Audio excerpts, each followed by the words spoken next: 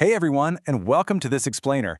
If you're sitting there thinking Chapter 1 IT concepts are just, well, dry, dusty textbook material, get ready to completely change your mind. Today, we're actually transforming standard networking theory into this fascinating geographical journey. We're going to start inside a tiny single room and then expand our view all the way out to encompass the entire planet. By the time we wrap up, you won't just be memorizing these terms, you'll be visualizing exactly how our entire digital world is wired together. All right, let's just dive right in. Here is our roadmap for today. 1. The power of connection. 2. Scaling up LAN to WAN. 3. Network topologies explained. 4. Why networks matter. And 5. Ace your board exam. Section 1. The power of connection. So before we get completely lost in all those complex acronyms, we kind of have to ask a super basic question. What actually happens when we take two completely isolated devices and link them together? Well, you get a computer network. At its absolute core, a network is simply a group of two or more computers connected together. But the crucial part of this definition, the real meat of it, is the second half, to share data, information, hardware, software, and other resources. At its absolute foundation, networking is literally all about communication and sharing. It takes a completely isolated machine and, well, gives it a voice and an ear. Now, what's incredibly cool here is the sheer efficiency this creates. I mean, why do we even bother going through the massive headache of running cables or setting up Wi-Fi in the first place? Because the efficiency of sharing is off the charts. Just imagine an office with 50 employees. Without a network, you'd literally need to buy 50 individual printers and install separate software licenses on 50 totally different hard drives. But with a network, you just buy one high-quality printer, stick it in the corner, and the whole office shares it.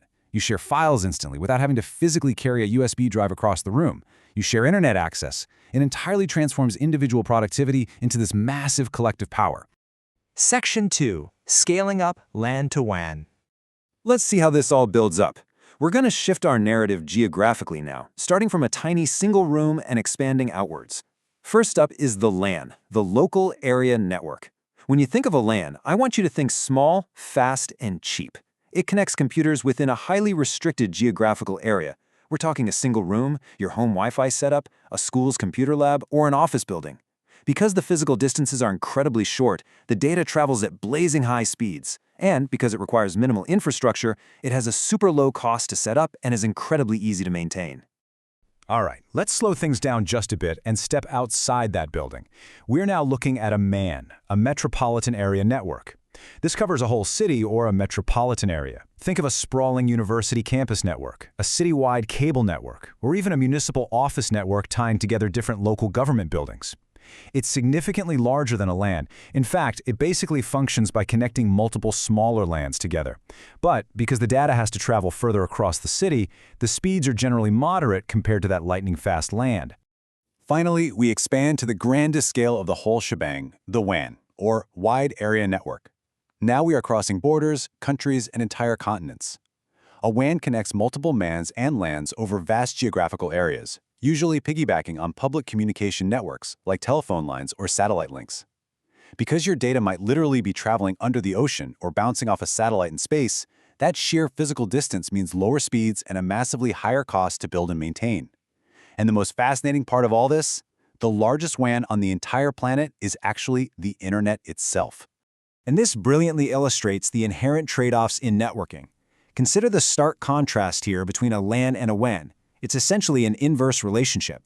As the geographical size of your network goes up, expanding from a single room to the entire globe, well, your connection speed usually goes down, while your infrastructure costs absolutely skyrocket. Okay, I want every single student watching this explainer to take a mental screenshot of this breakdown right now. Seriously, this is your ultimate cheat sheet. It perfectly summarizes everything we just covered across area, speed, cost, and examples. From the small, fast, cheap school LAN to the moderate citywide MAN, all the way to the massive, slower, expensive global WAN that we call the internet. Absolutely commit this to memory.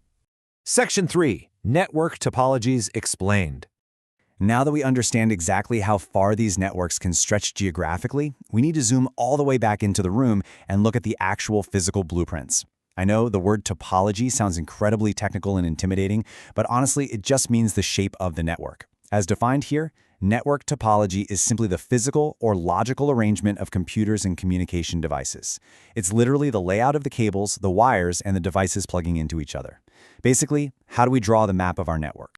The first and most basic map is the bus topology. Think of this literally like a bus route on a single main street. All computers share just one single long central cable, which we call the backbone. To connect a new computer, you just tap it right into that main line. It's incredibly easy to install and hands down the least expensive option because you're using very little cabling. But, and it's a big but, if that one main cable gets cut, the whole network goes down.